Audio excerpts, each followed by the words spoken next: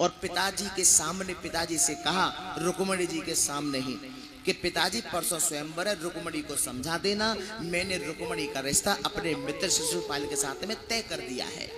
तो भगवत प्रेमियों, रुक्मणी जी बोली नहीं, संकोच में कुछ कहा नहीं, रोती रोती भाभी के पास गई। भाभी से कहा, भाभी मेरे भैया ने मेरा रिश्ता अपने मित्र शिशुपाल के साथ में तय कर दिया है और मैं विवाह उससे बिल्कुल भी नहीं करूंगी। मैं प्रेम करती हूँ द्वारकाधीश को, मैंने उनको देखा नहीं है, केवल उनके गुणों को सुना है, मैं उन्हीं से विवाह करना चाहती हूँ। भाभी ने कहा तो लिख दो पत्र।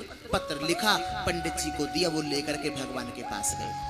भगवान ने पत्र पढ़ा तो पत्र में क्या लिखा था, मैं कुंदनपुर में रहती हूँ, मेरा नाम रुक्मणी है, हे कृष्ण मैं आपसे बहुत प्रेम करती हूँ, मैंने आपको देखा नहीं है, केवल आपके गुणों को सुना है। ऐसी कौन सी नारी होगी जो आपके गुणों को सुन के आपको चाहेगी नहीं। आप आइए, मुझे लेकर के जाइए, मैं माता कात्यायनी के मंदिर में गांव से बाहर अपनी सखी सहेलियों के संग पूजन के लिए आऊंगी, आप वहीं आना और मुझे लेके जाना।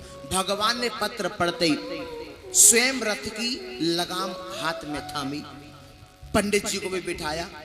अब जैसे रथ नेक सो आगे को बढ़ो तो आगे जैसे बलराम जी आ गए तो हाथ ते लगाम छूट गई। पंडित जी बोले, का भयो? कन्हैया ने कहा, है गो ब्याह।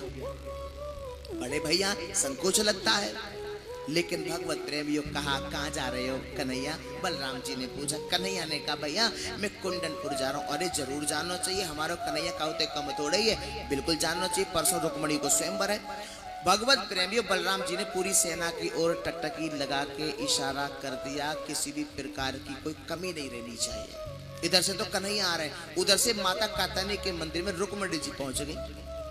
अब कन्हैया को जैसे आगमन भयो, सामने मूर्ति तो है माता कात्यायनी की, लेकिन उसमें भी दर्शन हो रहा है द्वारकाधीश का। बोलो द्वारकाधीश भगवान की, क्योंकि जाकी रही भावना जैसी, प्रभु मूरत देखी तिन तैसी।